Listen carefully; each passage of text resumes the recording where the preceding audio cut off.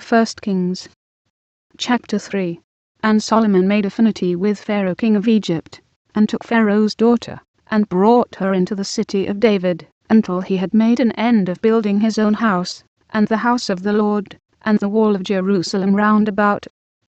Only the people sacrificed in high places, because there was no house built unto the name of the Lord, until those days.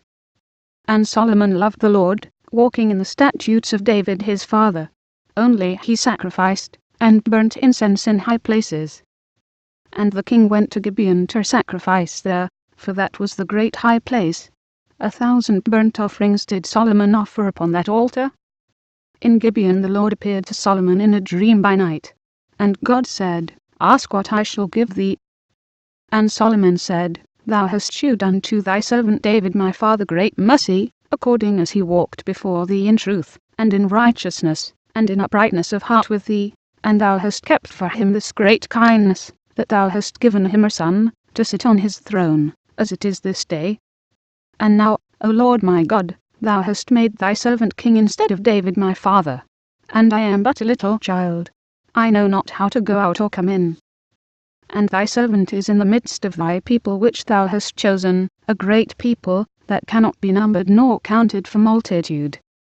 Give therefore thy servant an understanding heart to judge thy people, that I may discern between good and bad. For who is able to judge this thy so great a people? And the speech pleased the Lord, that Solomon had asked this thing.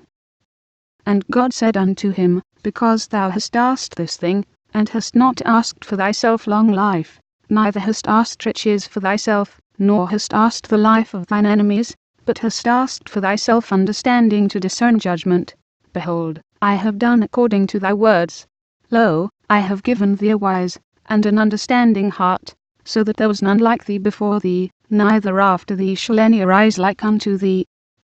And I have also given thee that which thou hast not asked, both riches and honour, so that there shall not be any among the kings like unto thee all thy days.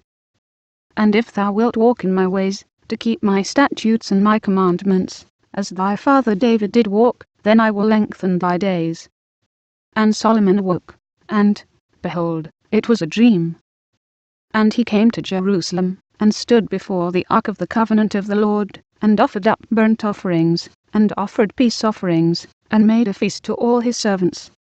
Then came there 2 women, that were harlots, unto the king, and stood before him. And the one woman said, O my lord, I and this woman dwell in one house, and I was delivered of a child with her in the house. And it came to pass the 3rd day after that I was delivered, that this woman was delivered also, and we were together. There was no stranger with us in the house, save we 2 in the house. And this woman's child died in the night, because she overlaid it. And she arose at midnight, and took my son from beside me, while thine handmaid slept, and laid it in her bosom, and laid her dead child in my bosom. And when I rose in the morning, to give my child suck, behold, it was dead. But when I had considered it in the morning, behold, it was not my son, which I did bear. And the other woman said, Nay, but the living is my son, and the dead is thy son. And this said, No, but the dead is thy son, and the living is my son. Thus they spake before the king. Then said the king, The one saith, This is my son that liveth, and thy son is the dead. And the other saith, Nay, but thy son is the dead, and my son is the living. And the king said, Bring me a sword. And they brought a sword before the king. And the king said, Divide the living child in 2, and give half to the one, and half to the other. Then spake the woman whose the living child was unto the king, for her bowels yearned upon her son, and she said, O my lord, give her the living child, and in no wise slay it. But the other said, Let it be neither mine nor thine, but divide it. Then the king answered and said, Give her the living child, and in no wise slay it. She is the mother thereof. And all Israel heard of the judgment which the king had judged, and they feared the king. For they saw that the wisdom of God was in him, to do judgment,